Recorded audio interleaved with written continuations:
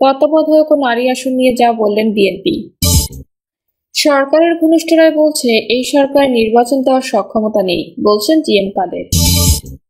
এবং সর্বশেষ জানাবো, ভুয়া র্যাব চক্রের কবলে 2 সোনা ব্যবসায়ী, উদ্ধার করলো আসল র্যাব। শুনছিলেন সংবাদ শিরোনাম, এবারে বিস্তারিত। ভুয়া র্যাব চক্রের কবলে 2 সোনা ব্যবসায়ী, উদ্ধার করলো আসল র্যাব। ফরিদপুরের নগরকান্দায় ভুয়া র্যাব পরিচয়ে ডাকাতি ও অপহরণের ঘটনায় 5 জনকে গ্রেপ্তার করেছে র্যাব 10। গ্রেপ্তারদের কাছ থেকে উদ্ধার করা হয়েছে ভুয়া র্যাব জ্যাকেট, ওয়াকিটকি, হাতকড়া, অস্ত্রসদৃশ গ্যাসলাইট ও ব্যবহৃত মাইক্রোবাস। এছাড়া তাদের দ্বারা অপহৃত সোনা ব্যবসায়ী 2 ভাইকেও অক্ষত অবস্থায় উদ্ধার করা হয়েছে। অতিরিক্ত ডিআইজি মোহাম্মদ কামরুজ্জামান বলেন, ভুক্তভোগী জয়দেব আধ্য ও বিশ্বনাথ আধ্য সাতক্ষীরার বাসিন্দা।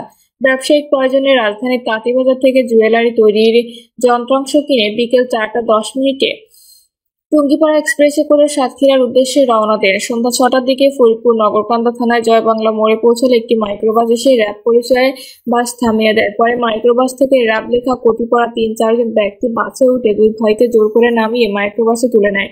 তাদের চোখ গামছা দিয়ে বেঁধে ফেলা হয় এবং ভুক্তভোগীদের কাছ থেকে নগদ 2,700 টাকা ও যন্ত্রাংশ ছিনিয়ে নেওয়ার পাশাপাশি তাদের শারীরিকভাবে নির্যাতন করা হয়। ঘটনার পরপরই র্যাব 10 এর একটি অভিযানিক দল জয়বাংলা মোড় এলাকায় অভিযান চালায়। অভিযানে ভুয়া র্যাব পরিচয়ে ডাকাতির সঙ্গে জড়িত 5 জনকে গ্রেপ্তার করা হয়। একই সঙ্গে ভুক্তভোগী 2 ভাইকেও উদ্ধার করা হয়। সরকারের ঘনিষ্ঠরাই বলছে এই সরকারের নির্বাচন দেওয়ার সক্ষমতা নেই, বলছেন জিএম কাদের। অন্তর্বর্তী সরকারের ঘনিষ্ঠরাই এখন এই সরকারের অধীনে নির্বাচন দেওয়ার সক্ষমতা নিয়ে প্রশ্ন তুলেছেন বলে মনে করেন জাতীয় পার্টির চেয়ারম্যান গোলাম মোহাম্মদ কাদের। এক বিবৃতিতে জিএম কাদের বলেন, এখন সরকারের ঘনিষ্ঠরাই বলছেন এই সরকারের মধ্যে আরেকটা সরকার আছে। সরকার ঘনিষ্ঠরাই বলছে এই সরকারের নির্বাচন দেওয়ার সক্ষমতা নেই। তারাই বলছে বর্তমান সরকার নিরপেক্ষ নয়, প্রশাসন, পুলিশ ও সেনা সদস্যদের সহায়তায় একটি দল রাজনৈতিক কর্মকাণ্ড চালাচ্ছে অভিযোগ করে জাতীয় পার্টির চেয়ারম্যান বলেন, আমাদের মতো নিবন্ধিত দলকে রাজনৈতিক কর্মকাণ্ডে বাধা দেওয়া হচ্ছে। যদি তাই হয় তাহলে এই সরকার কিভাবে দল নিরপেক্ষ হয়? তাই অন্তর্বর্তী সরকারের রাষ্ট্র পরিচালনা ও গ্রহণযোগ্য নির্বাচন আয়োজনে সক্ষমতা নিয়ে প্রশ্ন উঠেছে। দেশের বেকারত্ব, বিদেশি বিনিয়োগ, স্থবিরতা, পোশাক শিল্পের সংকট সহ বিভিন্ন সংকট থেকে উত্তরণে সবার অংশগ্রহণে একটি গ্রহণযোগ্য নির্বাচনের বিকল্প নেই বলে উল্লেখ করে বিবৃতিতে বলা হয়। জবানবন্দিতে চাঞ্চল্যকর তথ্য দিলেন সাবেক আইজিপি। আন্দোলনে মারণাস্ত্র ব্যবহারে অতি উৎসাহী ছিলেন হাবিব হারুন। জুলাই আন্দোলনে ছাত্র জনতার উপর মারণাস্ত্র ব্যবহার নিয়ে চাঞ্চল্যকর তথ্য দিয়েছেন তৎকালীন পুলিশ মহাপরিদর্শক চৌধুরী আবদুল্লাহ আল মামুন। আন্তর্জাতিক অপরাধ ট্রাইব্যুনালের এক মামলায় এ বছরের 24শে মার্চ ঢাকার মুখ্য মহানগর হাকিম আদালতে জবানবন্দি দেন তিনি। 5 পৃষ্ঠার এই জবানবন্দির অনুলিপি আজ হাতে এসেছে। জবানবন্দিতে 2018 এর ভোটে অনিয়ম, গুম, খুন ও জুলাই আন্দোলন নিয়ে নিজের বক্তব্য তুলে ধরেছেন সাবেক এই পুলিশ প্রধান। জবানবন্দিতে চৌধুরী মামুন বলেছেন, 19শে জুলাই থেকে প্রায় প্রতি রাতে স্বরাষ্ট্রমন্ত্রী আসাদুজ্জামান খান কামালের বাসায় বৈঠক হতো তাদের। বৈঠকে 2 জন সচিব, এসবি প্রধান মনিরুল ইসলাম, ডিবির হারুনুর রশিদ, র্যাবের মহাপরিচালক, আনসারের ডিজি, এনটিএমসি জিয়াউল হোসেন সহ অনেকে উপস্থিত থাকতেন। মূলত এই বৈঠক থেকে সব রকম নির্দেশনা পরামর্শ করা হতো। আদালতে দেওয়া জবানবন্দিতে সাবেক এই আইজিপি বলেন, কোর কমিটির এক বৈঠকে সমন্বয়কদের আটক করার সিদ্ধান্ত হয়। সেই সিদ্ধান্ত মোতাবেক 6 সমন্বয়ককে আটক করে ডিবি কার্যালয়ে নেওয়া হয়। আন্দোলন প্রত্যাহারে তাদের মানসিক নির্যাতন ও চাপ দেওয়া হয়। কর্মসূচি প্রত্যাহারে গণমাধ্যমে বিবৃতি দিতে বলা হয়। ঢাকা মহানগর পুলিশের গোয়েন্দা শাখার প্রধান হারুনকে জিন বলে ডাকতেন স্বরাষ্ট্রমন্ত্রী, কেননা রাজনৈতিক সিদ্ধান্ত বাস্তবায়নে সবচেয়ে কার্যকর মনে করা হতো তাকে। আন্দোলন দমনে হেলিকপ্টার থেকে গুলির বিষয়ে জবানবন্দিতে মামুন বলেন, আন্দোলনকারীদের নজরদারি গুলি করে ভীতিকর পরিবেশ তৈরির গোপন পরিকল্পনা হয়। র্যাবের তৎকালীন মহাপরিচালক হারুনুর রশিদের পরিকল্পনায় মূলত রাজনৈতিক সিদ্ধান্তে হেলিকপ্টার মোতায়েন করা হয়। চৌধুরী মামুন আরো বলেন, আন্দোলন দমনে মারণাস্ত্র ব্যবহার এবং আন্দোলন প্রবণ এলাকায় ব্লক রেডের সিদ্ধান্ত হয় রাজনৈতিকভাবে। স্বরাষ্ট্রমন্ত্রী নিজে তাকে লেথাল উইপেন ব্যবহারে প্রধানমন্ত্রীর নির্দেশনার কথা জানিয়েছেন। ডিএমপি সাবেক কমিশনার হাবিবুর রহমান চা হাবিব এবং ডিবির সাবেক প্রধান হারুনুর রশিদ লেথাল উইপেন ব্যবহারে অতি উৎসাহী ছিলেন। এছাড়া সাবেক স্বরাষ্ট্রমন্ত্রী আসাদুজ্জামান খান কামাল, সাবেক সড়ক পরিবহন ও সেতুমন্ত্রী ওবায়দুল কাদের সহ অনেকে মারণাস্ত্র ব্যবহারের পরামর্শ ও উস্কানি দিয়েছিলেন বলে জানান সাবেক আইজিপি। সরকার পতনের দিন 3 দিনে কিভাবে সেনানিবাসে আশ্রয় নিয়েছিলেন সেটিও বলেছেন জবানবন্দিতে। তিনি বলেন, 5ই আগস্ট বিকেলের দিকে একটি হেলিকপ্টার আসে পুলিশ হেডকোয়ার্টারে। ওই হেলিকপ্টারে তেজগাঁও বিমানবন্দরে যান তিনি। এরপর সেখান থেকে সেনানিবাসে আশ্রয় নেন। জবানবন্দির শেষ অংশে গুলি করে হত্যা আহতের ঘটনায় সেই সময়ের পুলিশ প্রধান হিসেবে অনুতপ্ত ও ক্ষমা চান চৌধুরী আব্দুল্লাহ আল মামুন। যদিও 5 পৃষ্ঠার জবানবন্দিতে শুধু মিটিংয়ে অংশ নেওয়া ছাড়া নিজের সম্পৃক্ততার বিষয়ে কিছুই বলেননি তিনি।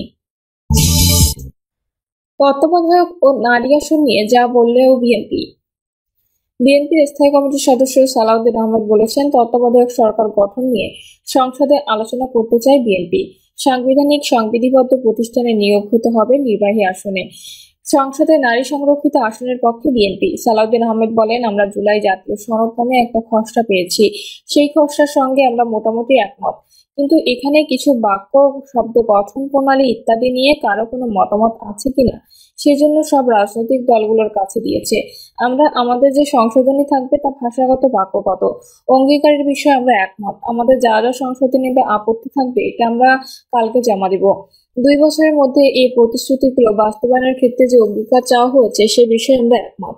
তত্ত্বাবধায়ক সরকার, স্বাধীন নির্বাচন কমিশন, স্বাধীন বিচার বিভাগ এবং প্রধানমন্ত্রী পদে একজনের মেয়াদকাল সর্বোচ্চ 10 বছর, এই 4টি ছাড়া অন্য কোনো বিষয় সংবিধানে অন্তর্ভুক্ত করতে চায় না বিএনপি। এছাড়া তত্ত্বাবধায়ক সরকার প্রধান নিয়োগ প্রক্রিয়া নিয়ে দেওয়া নতুন প্রস্তাবে আগের প্রস্তাবগুলোতে একমত না হলে সংসদের উপরে ছেড়ে দেওয়ার কথা বলে দলটি। তা না হলে ত্রয়োদশ সংশোধনীতে ফিরে যেতে চায় বিএনপি, এমনটা জানিয়েছেন বিএনপির স্থায়ী কমিটির সদস্য সালাউদ্দিন আহমেদ। তিনি বলেন, তত্ত্বাবধায়ক সরকার পরিবর্তনে গণভোটের ব্যবস্থা করেছে, যাতে কেউ এই ব্যবস্থা খুব সহজে পরিবর্তন করতে না পারে। জুডিশিয়ারি সম্পূর্ণ স্বাধীনতা ভোগ করবে এবং ওয়াচডগ হিসেবে গণতন্ত্রের রক্ষা কবচ হিসেবে কাজ করবে। সাংবিধানিক প্রতিষ্ঠান হিসেবে নির্বাচন কমিশন স্বাধীনভাবে কাজ করবে। এছাড়া প্রধানমন্ত্রী ব্যক্তি জীবনে 10 বছরের বেশি এ পদে থাকতে পারবে না। সবকিছু আইনে না রেখে সংবিধানে নিয়ে এলে সেটা তো সংবিধান আর থাকে না, হয়ে যাবে মহাভারত। সংবিধান ভারাক্রান্ত হোক, বিএনপি এটা চায় না।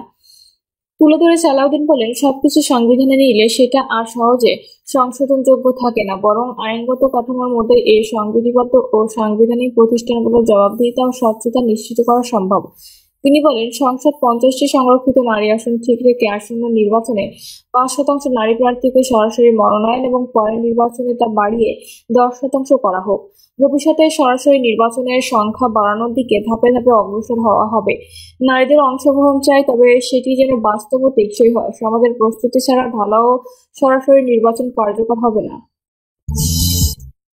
আয়নায় নিজেদের চেহারা দেখতে এনসিপি নেতাদের প্রতি আহ্বান প্রিন্সের।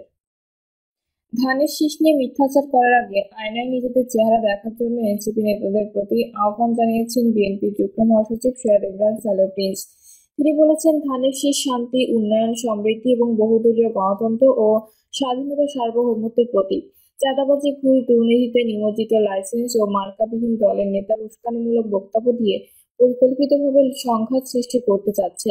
নেতাকর্মীদের প্রতি দেশের পরিস্থিতির দিকে নজর রাখার আহ্বান জানিয়ে ইমরান সালেহ প্রিন্স বলেন, বিএনপি কোনো সংঘাত উস্কানিতে পা দেবে না। নির্বাচন ও গণতন্ত্রের জন্য ধৈর্য ধরতে হবে। রাষ্ট্র কাঠামো মেরামত করে নতুন বাংলা